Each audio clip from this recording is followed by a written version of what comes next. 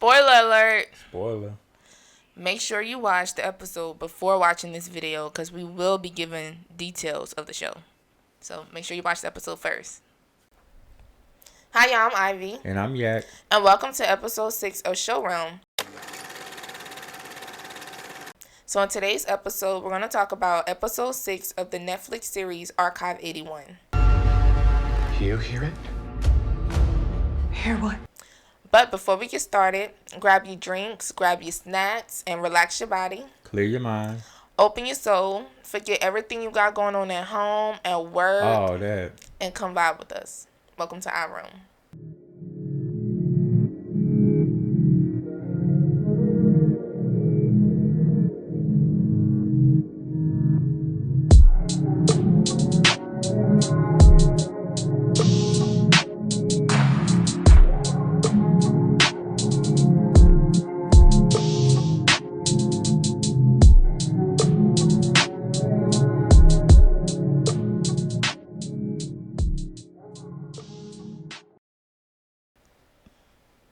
All right, y'all. Now that we're all pulled up, let's get into this episode 6.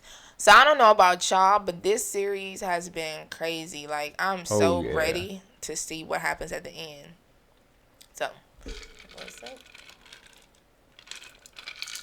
So, episode 6 starts off playing a video. And as y'all know by now, that seems to be the theme of this show. So the video is black and white and it's about this guy. He's talking about different dimensions and stuff. And it reminds me, I don't know if y'all know about the old series, not the new one, but the old black and white Twilight Zone. Oh, classic. Yeah, that's good shit. Love that show. So it kind of gave me those vibes of like a knockoff Twilight Zone. But it actually was The Circle. And like I said, if you've been paying attention, you would know that these are the lost tapes that popped up into this series like a while ago. So y'all, Dan done broke the tapes in last episode, so now he gotta fix it. And sometimes I don't understand why people do that. Like when they get mad and just like break all kind of stuff. I'm like, you know, you got to pick that up.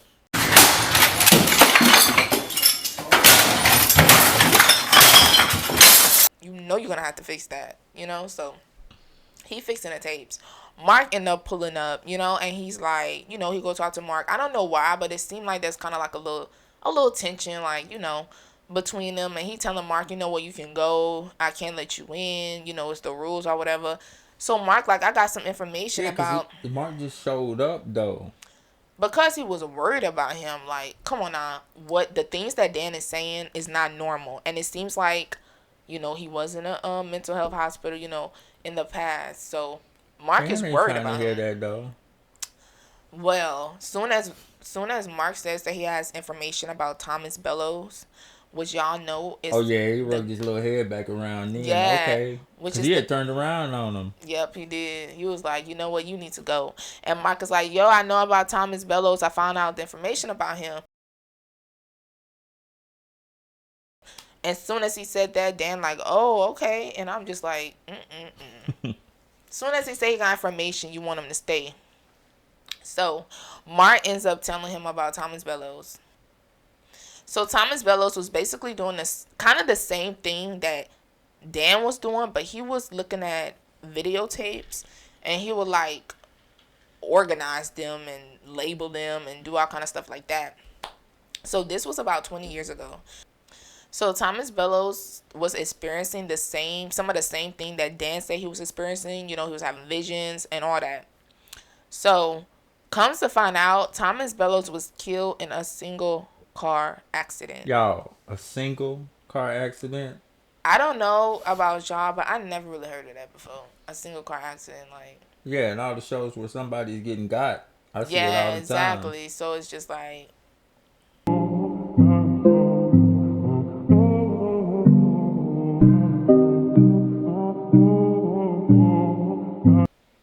When Dan finds out about the information about Thomas Bellows, he goes into the house and he spazzes. Y'all trying to kill me? You killing me, man? He breaks all the cameras that Virgil is watching him on. And yeah, he just snaps. Yeah, Virgil ain't too happy about it. So, then he start working on what we see, his last tape. Remember when we seen that? We was like, About time. That's what I was thinking. Finally! This job is like not worth 100,000. so when it come back, someone is actually taping Mel in her sleep. That's suspicious. That's weird. So basically, Mel, she at some apartment, the whole setting different. So we like, that ain't her normal room. Like, where she at? So she bolt, and before she leaves, she sees Samuel's name on the box, and he got some files in the thing. So we're assuming that that's Samuel's apartment or whatever. So as soon as she hit the corner, first thing that happened is the cops. So the cops hit her up, and she's like basically trying to tell her whole story about how Samuel ain't no good. She just starts spazzing out and telling everything. And as she's telling it, she's sounding crazier and crazier. So the cops is like, so The cops, they think she on drugs. For real. They like, are you on drugs? You smoking that mold? They ain't say that, but girl. so I'm thinking she about to get arrested straight up. But somehow the cops basically just looked at her like she was crazy and she rolled out. So first place she go is to Annabelle. Annabelle's in the hospital. She go to Annabelle in the hospital. She's cuffed to the bed. Now the doctors say she done just went crazy. They say Annabelle done stabbed a girl, broke a girl's jaw, stabbed a police officer. She going like really 5150 on everybody out there. So that's how that's going. So after what happens to Annabelle, Mel basically had enough. So she go to Cassandra's house, and she's like, what did you do to Annabelle? And where's the paint? Because the doctor, she basically told the doctor that she feel like they had like a mole issue, and that Annabelle had close contact with the mole. So the doctor's like, well, bring the mole. We could, run some tests and see what's going on, because that could be the cause of her psychotic break. So basically, she go to Cassandra's house and like, where's this mole at? And Cassandra's looking at her like, like, I don't have it anymore. Like, I basically gave it all to you. And Mel is not playing. Like, she roughing Cassandra up. That old lady, she threw that little, she didn't throw her, but she pushed up against the wall. Yeah.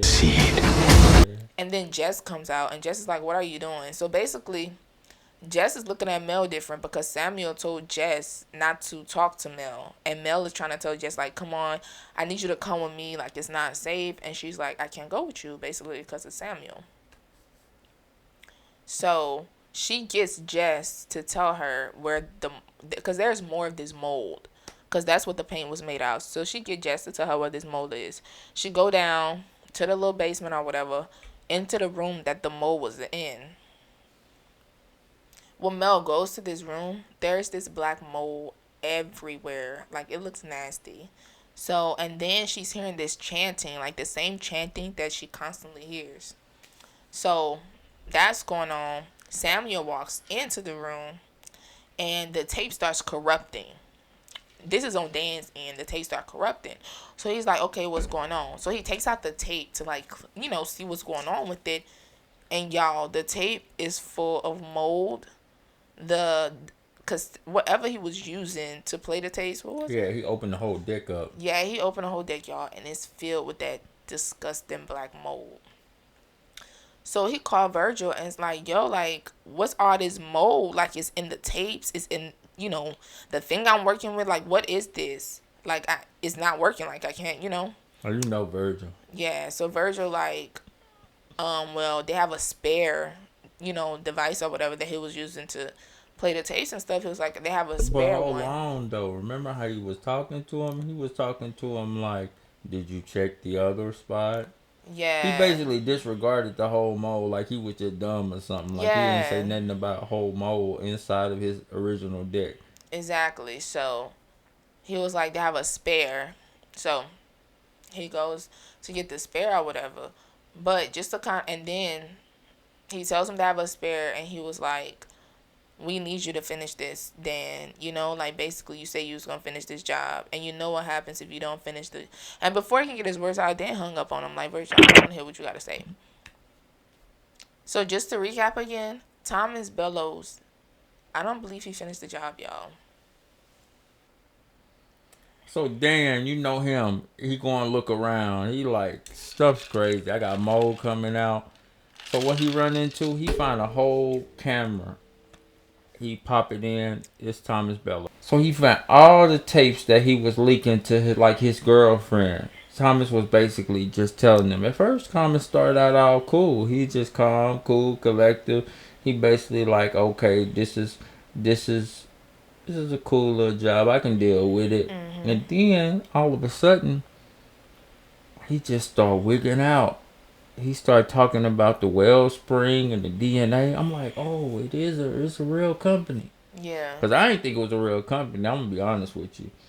So all of a sudden, he just like another Dan Jr. Or I guess he'd be the first one. I So guess that house does something to you because you just all of a sudden become dangerously nosy. Really. right. So first thing he do is he go looking, find a little spot, whole refrigerator stored with DNA. Blood. When you talk about DNA, Not just blood, like we DNA. on some Vampire Diaries type shit. Like, yo. Sorry, brother. It's dinner time. Have a bite. So he starts spazzing out. The first thing he do is blame it on some Patricia. I'm like, Patricia? Who's that? So Dan like, the hell with this. I'm gonna get to the bottom of this. He got the tape on running that little feed, so he like, I can just run in there. He like, forget trying to find all codes and everything. I'm gonna just break the window.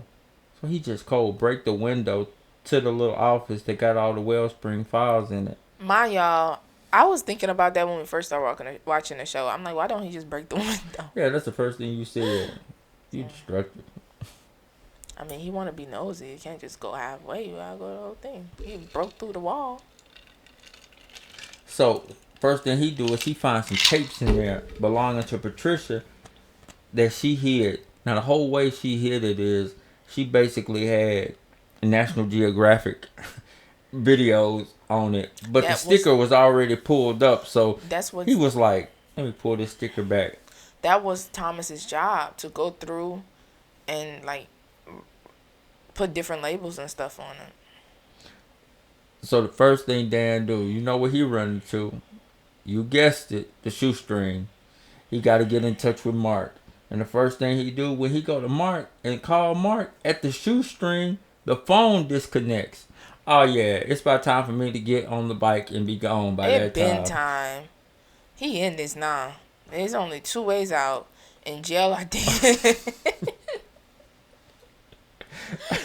So I'm like, okay, all right, what's he gonna do? Then the red jacket lady just pop up out of nowhere. When she pop up out of nowhere, only thing she gotta tell him is, finish the job. Don't be like the Bellows. I'm like, don't be like the Bellows. Hold on, who is you? What is you doing? So I need to find more out about her. But like, why is you popping up at the most inopportune time? And then you just got all this talk with you now. I ain't heard you say nothing. You been running and ripping while I've been trying to jump through the forest, trying to get to my little spot. I've been seeing you. You take off. She low key helping Dan out because he need to finish the job. Like, you started this job. You think so? Yeah, I think so. I mean, okay, for one.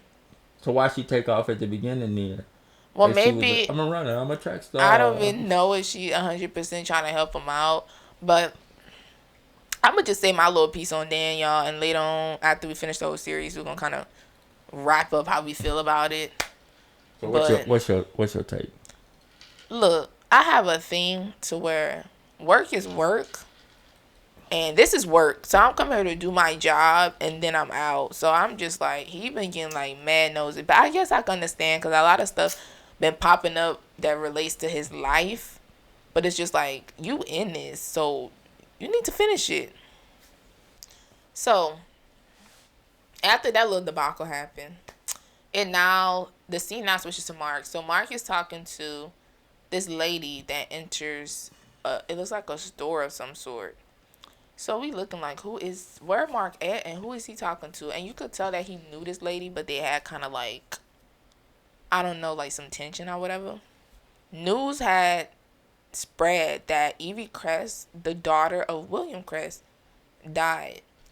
So all of Evie Crest's possessions went down to her son, who was basically like, I don't want this, but I want money. So that's what it seemed like. Like he Yeah, didn't he want was to keep grinding. all of that because he sold all of Evie's possessions, which included her grandfather's tapes and all of that. You know, William Crest, everything. So he ended up selling it, and the lady that Mark was talking to now has possession of it. So the lady Mark was talking to name is Jill, and Mark is like basically trying to get this information off of him so that he can help Dan. So when Dan name is brought up, that's when stuff get a little awkward because she's like, "Oh, how is he doing?" and this and that, and Mark trying to get this information off of her. So he's like, He don't want nothing to do with her. yeah, like he like basically give me this information to help Dan because you did him dirty when you slept with, was it his friend or a guy from a film festival? And I'm like, oh, this story getting good. right? So I'm like, it must be his ex girlfriend. She must have cheated on him, but jail for the streets, y'all. She belongs to the streets. So whatever Mark did, by him telling that to Jill, it worked because they ended up working together. Now that was And crazy. yeah, she ended up giving them information about the tape. So, kind of find out the tapes are about a secret society in New York City called the Voss Society. So, in the Voss Society, it has a leader called Iris Voss. And basically, it's about the William Crest tapes that we'll talk about that was being spoken about earlier in the series about this show called The Circle. So, basically, Jill tells Mark that these tapes are known to be cursed. But Mark wanted them anyway because he wanted to help Dan out. So they jump back to the tapes, of course. So when they jump to the tapes, first thing it is Samuel. He done popped up. First thing he do is he tell Mel, "Oh, you passed out last night. I took real good care of you. I did everything I was supposed to." So Mel like, "F you, I ain't got nothing to say to you. I know all about this mole." So Samuel, he gonna first play dumb, of course. So he like, "I don't know what you're talking about." So she like, "Just come clean. Tell me everything that you know."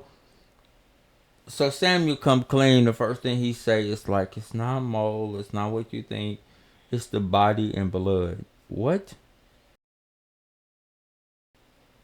The Yeah. body and blood? So basically, he like, "Look, I'm gonna come clean. I'm gonna tell you everything. Just follow me." So I'm like, "Oh, she about to run another way. There's no way she's gonna follow him." Follow you What did she where? do? No. Follow him. Of course. She knows it.